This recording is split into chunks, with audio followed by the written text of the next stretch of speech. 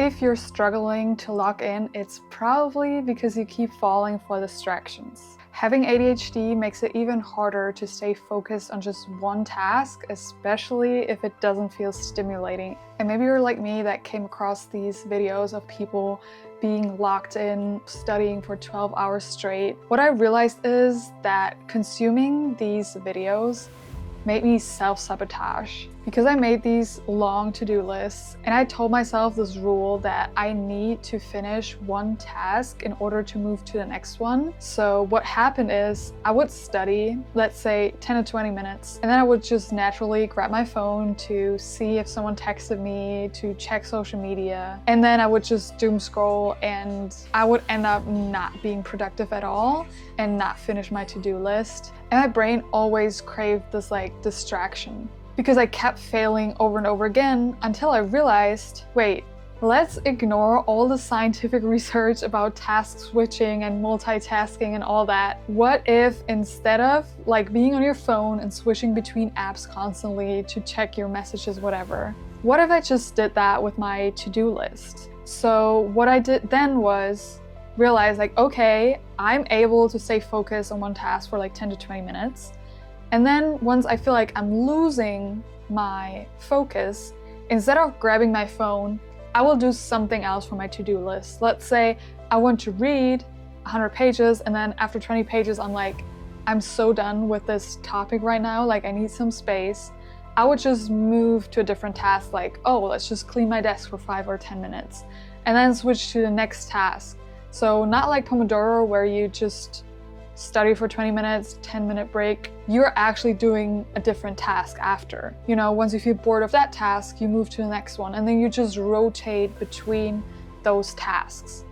And because you want to check something off probably, you look at this, I actually don't know how to say it in English, but you can see it's like a bar. You just clean a little bit and then you can color it 10%, 20%. So you actually have a visual reminder and see oh, these tasks are actually getting completed. You're just not restarting at zero because you already did something. I just wanted to put that out there to remind you or reassure you that everyone's productivity looks very different. And I think a lot of people, we're getting blinded and then start self-sabotaging ourselves because we don't make up to what the most productive people are doing out there. And because of the access to the internet and everything, we're exposed to so much that we think, oh, we need to excel in everything, in every area of our life.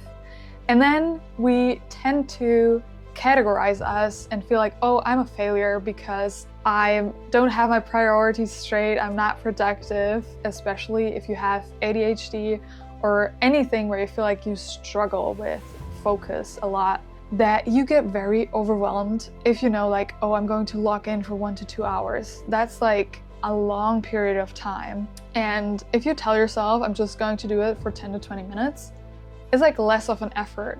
Because maybe that just means, oh, I'm just going to read through that and then do something else for the next 15 minutes and then do something else for the next 15 minutes until I'm going back to the task in an hour or something.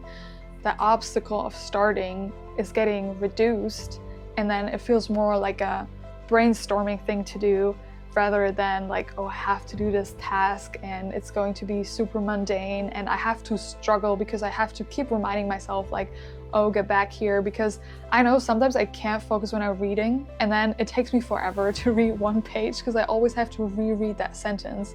And that's an indicator time for a task switch, because why force yourself to stay focused on something for 1 to 2 hours because you read oh, it takes 10 to 20 minutes to actually dive into one topic, but you can't even focus because you have to reread it the whole time. That just takes even longer in my opinion.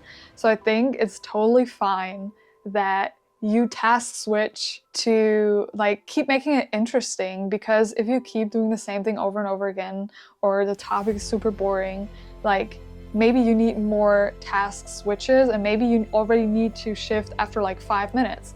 And that's fine because you will keep coming back.